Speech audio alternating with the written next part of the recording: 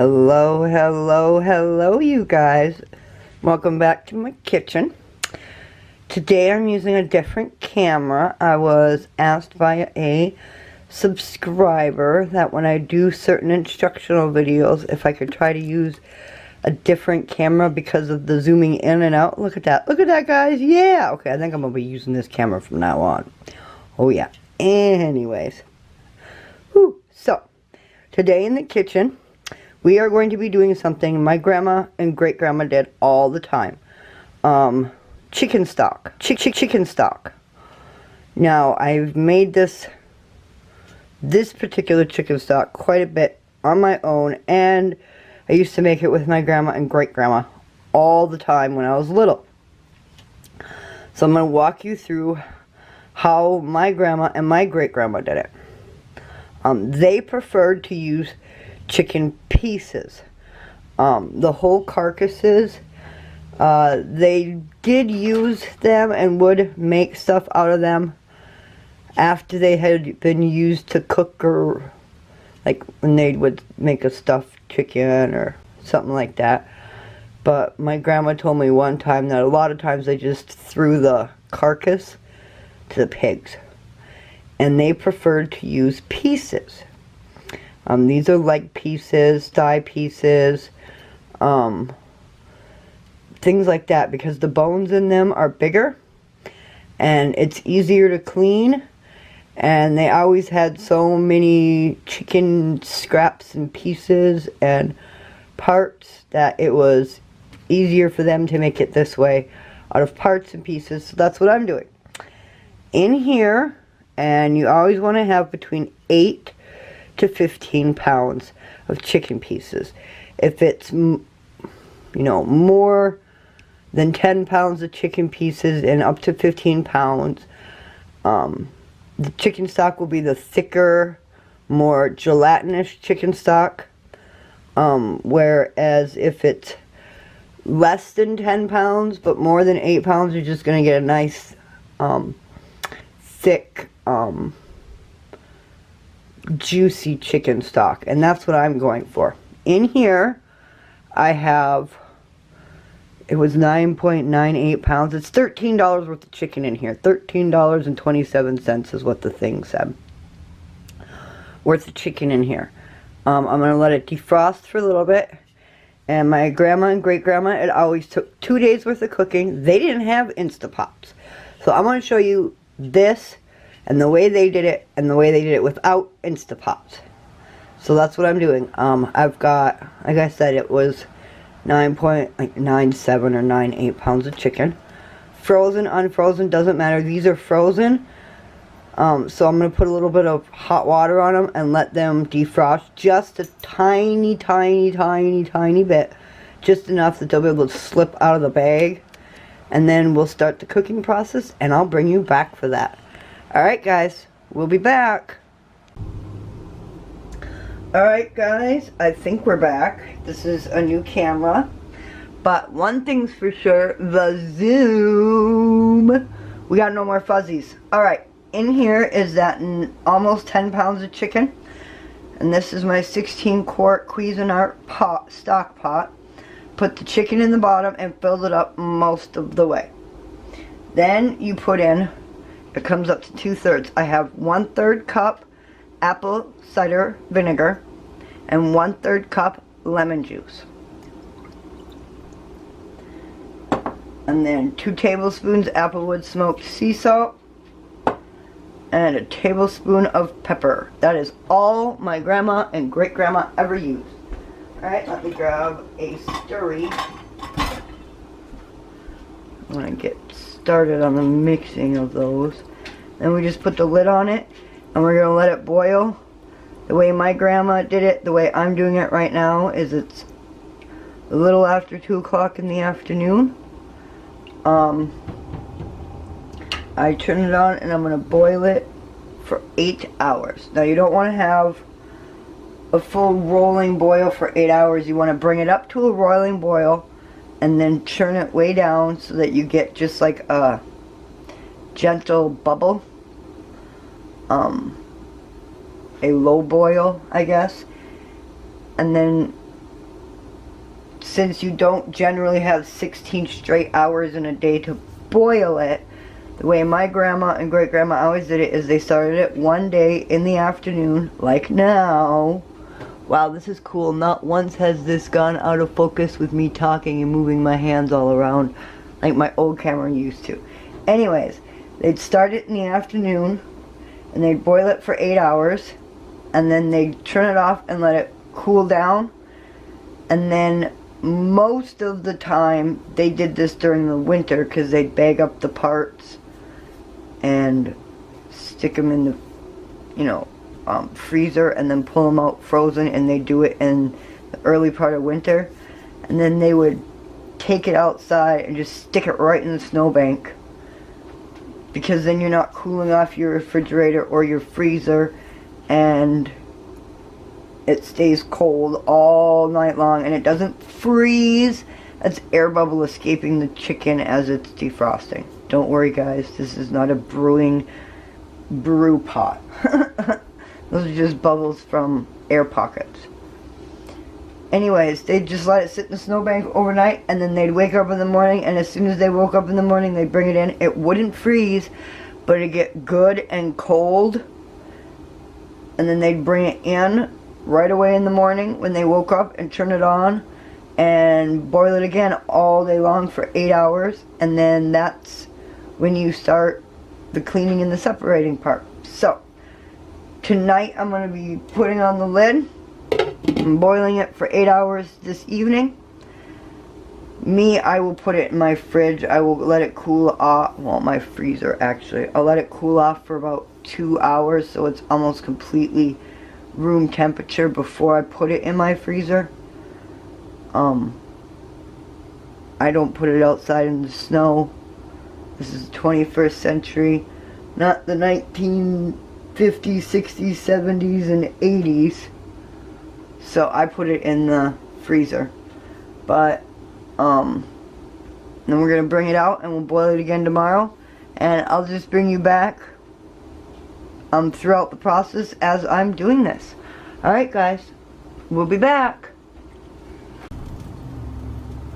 Now that we've got a good heavy rolling boil going on, we're going to take off the lid and turn down the temperature. I have one of those knobs that goes by numbers, so I turn it down to 6, and it'll come down to like slightly above a simmer. If it uses those ones that does high, medium, and low, it'd be like medium low that I turn it to, and I just let it boil without the lid for, it's been boiling for 45 minutes to get up to this rolling boil, because remember, all that chicken was frozen.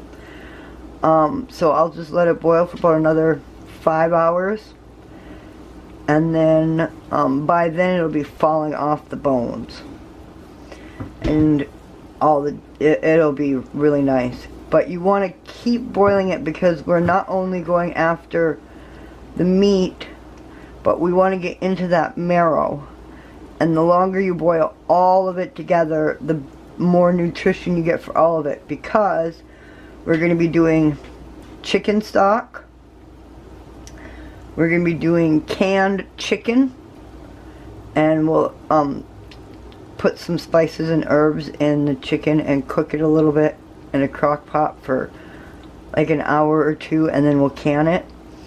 And then all the fat, the skin and the fat pieces and the cartilage and the scrap, the non-bone scrap, will be frozen for little individual doggy dinners, and I will show you how I do that. So this is going to be several videos in one, and then we break it down into each individual video for you, like I did with my 15-pound apples. Alright guys, we're going to keep letting this boil, and I'll bring you back for more stages. Alright, next what we do, we take a tongs and a meat fork, and we help the process along as much as we can, because the longer it can boil with those bones exposed, the better. Doesn't take much to help it along, and it just gives it longer for you to get that marrow and that cartilage, and the health benefits out of those bones for you.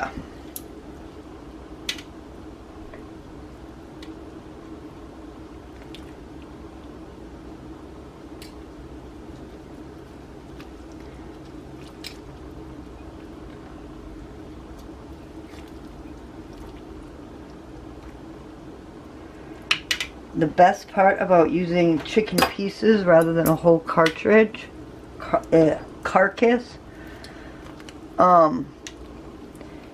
is you don't have the little tiny backbones and neck bones to worry about having to try to deal with. You've got larger leg bones and wing bones that you're dealing with, which makes it so that you also don't have to worry about missing any bones and somebody getting hurt. Now, if we had a farm, when I was done with everything and I started, you know, picking through it, and I had all the bones cleaned, and after I had got the bones completely, and all the meat completely cleaned of certain parts for the dogs, if we had a farm, I'd take the end result scrap to the pigs. But we don't have a farm, so in the end, the final end scrap product will unfortunately have to go in the garbage. I would put them in a compost pile if we had a farm and no pigs, but here in town I cannot put meat scraps and certain kinds of stuff in my compost bin because my HOA would not be happy with me. We already have enough problems with stray cats.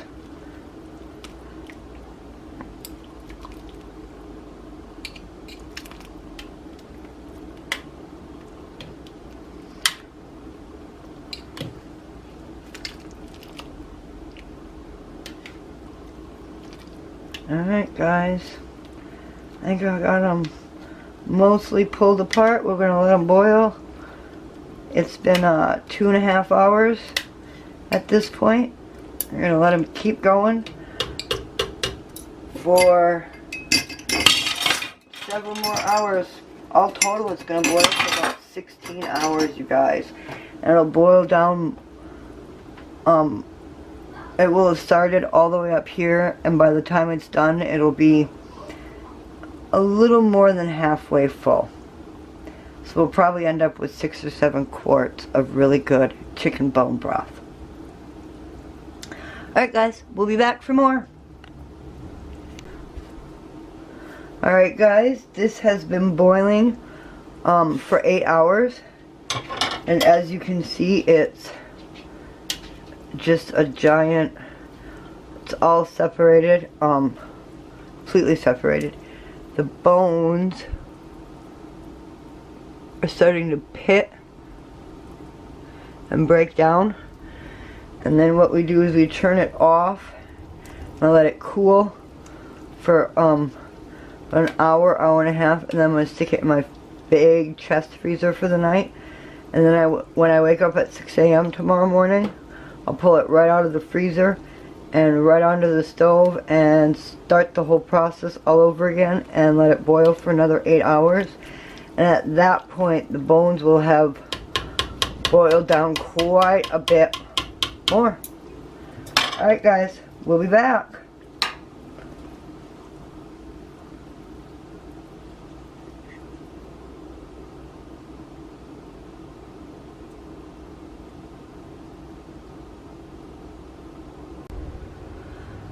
Alright, here we go guys. It's the next day, and as you can see, that's pepper off of my lid. It didn't freeze in the freezer, but it did cool down quite a bit.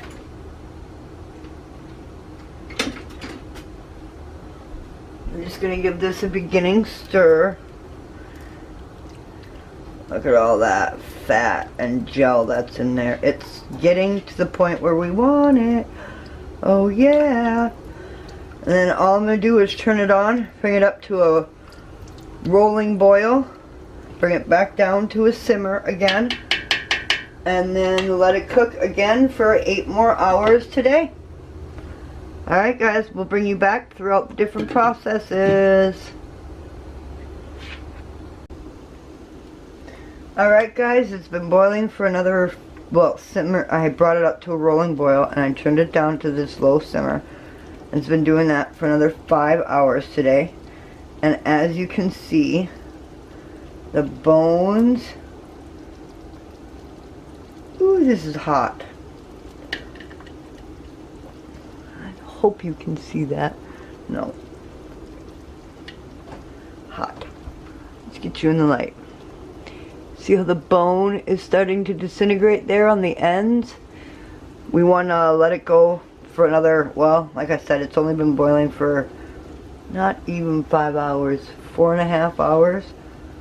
We're going to want to let this boil for the rest of the 8 hours, and when we're done, you will see just how much they disintegrate more. Alright guys, we'll be back.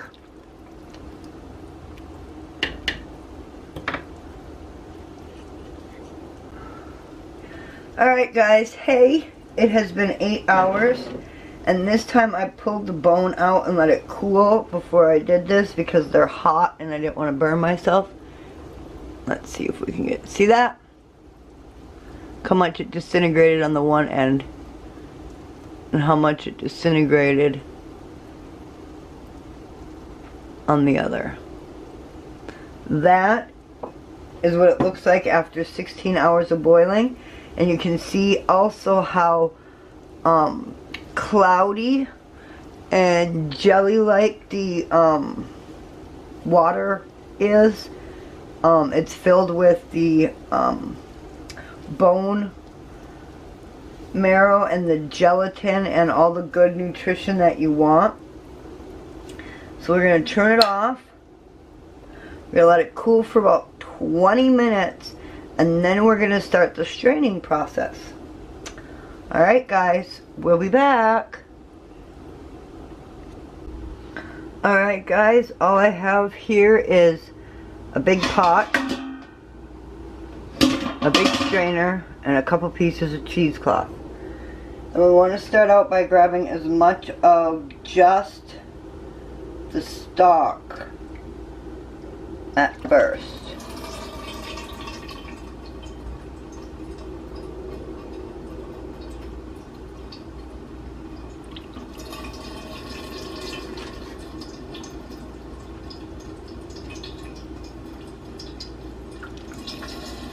And 1 spoonful at a time, or ladleful, whatever. Strain it.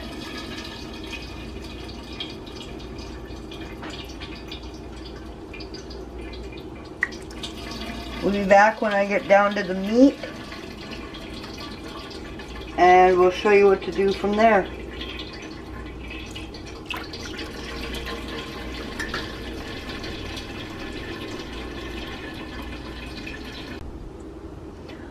Alright, now that we've got almost all of the juice, the broth out of it, that's stuff that got picked up spoonful at a time as you're doing it. And you want to do the broth first just because it makes the overall straining process faster.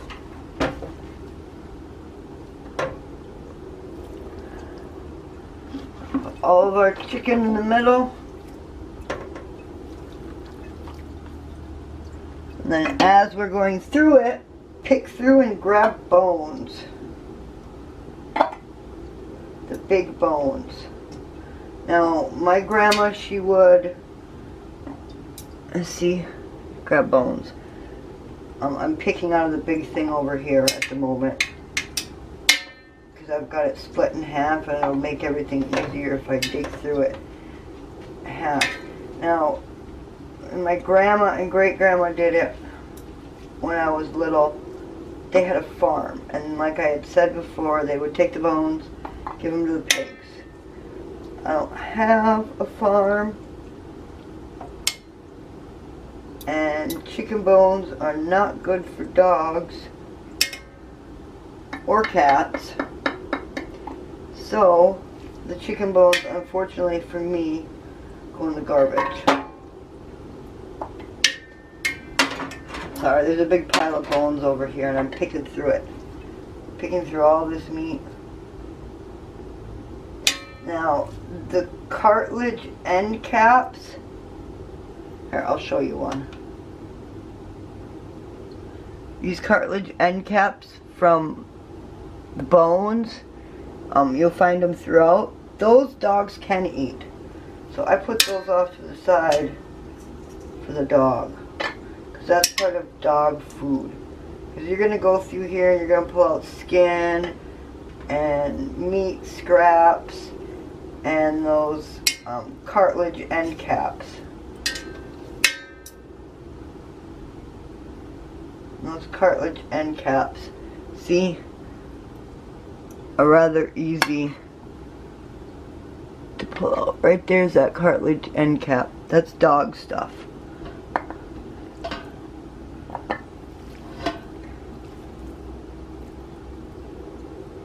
Pull out bones. You're gonna dig through the rest of this later after you've let it all cool down. But at the moment, we're just getting out bones. That way when we string this up, bones don't get in the way of it closing up and dripping. Okay, I think I got all the bones, you guys. Alright, you guys, I'm gonna get the rest of the meat in there and get it ready, and we'll be back.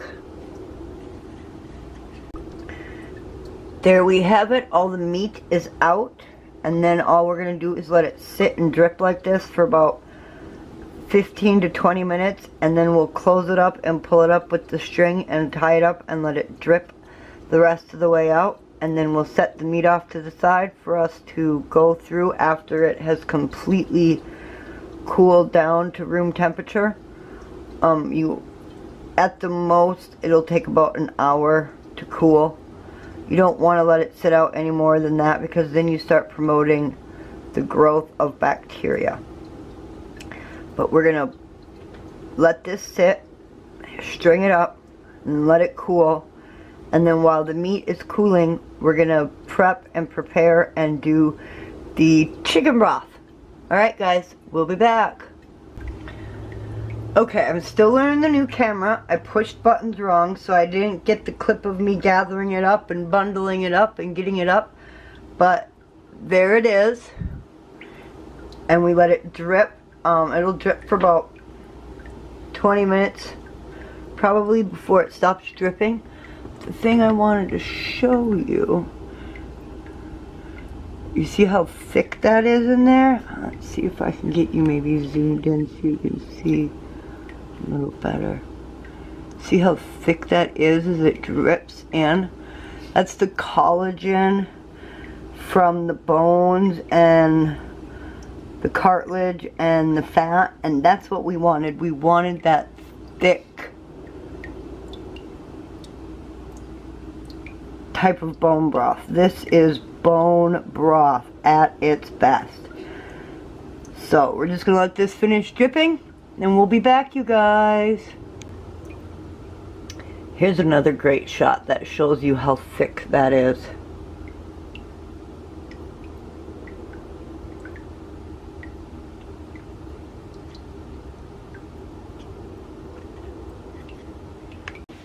Alright guys, all I did was plop it out of the bag and into a cake pan. Spread it all out so it can start to cool. Set it off to the side. And when we get to that part, you're going to be getting very messy, so make sure you wash your hands completely when we get to the part where we start picking through the meat. At this moment, however, what we're doing is we've got our drippings. We got our cleaned, washed, sterilized jars ready to go. And we're just going to fill our jars up. We'll be back when I start that process. Alright guys, next stage, time to get nitty and gritty. Now make sure before you start this you've washed your hands up to here, because you never know if you're going to be brushing and germ transfer, and it's always just best. Secondly, when I wash my hands, I put the soap in my hands, and then I always, especially if I'm going to be working with food that I'm going to be canning, I always then put rubbing alcohol in my hand with the soap and then wash my hands with both. Then all you do is literally dig in, fat, fat, fat, perfect piece of meat.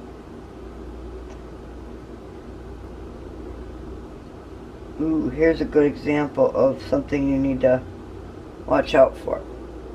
See that? That is the kneecap cartilage. That's dog food. Fat, cartilage, meat. Meat.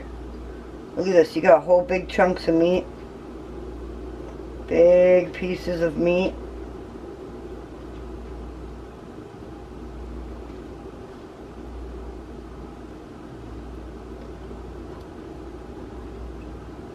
All you do is literally sit and, oh look, random bone, pull that cartilage off because that's really good for your dog.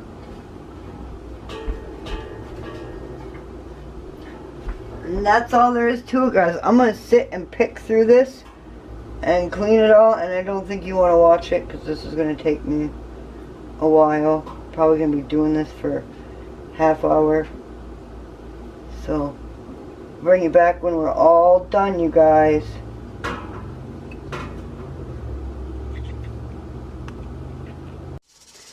Here it is, all sorted and gone through. I have the canning chicken, and then the dog food chicken, and then I had more canning chicken here.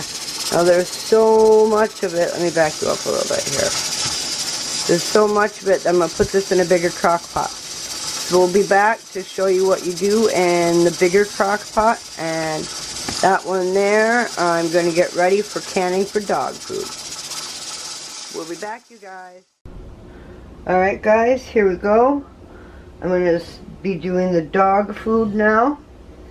I've only got Thrive Life potatoes and peas, but if I had carrots and green beans, I would be adding those also. My grandma and great grandma, when they did it, they used fresh or frozen potatoes, peas, carrots, and green beans because it's good for the dog. And then I'll show you what to do after that. So I'm adding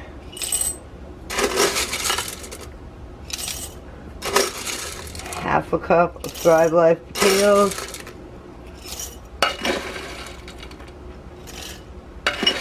quarter cup of everything else. I don't have the carrots and stuff, so I'm not going to be adding those. Then this is unseasoned other than the salt and pepper that was in the boiling part of it.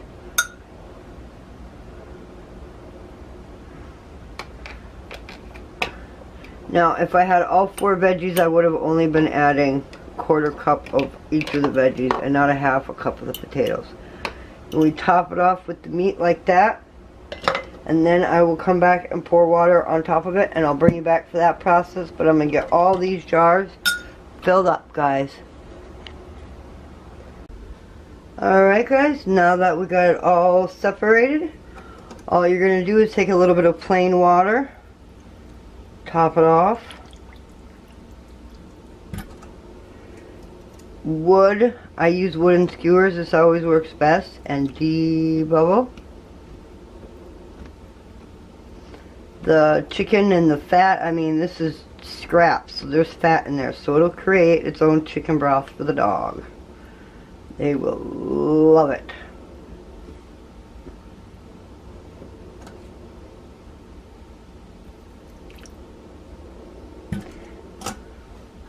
And then in here, I have my lids, apple cider vinegar, and warm water.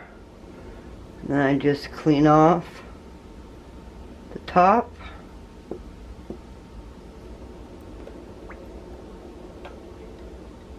Put a lid on it, a ring, and for pints like this, you can it for 75 minutes.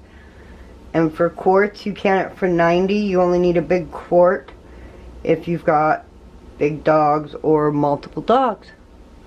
Alright, I'm going to get the rest of these all done up, and I'll bring you back for the next stage. There we go. 5 of them ready to go into the canner. Here we go.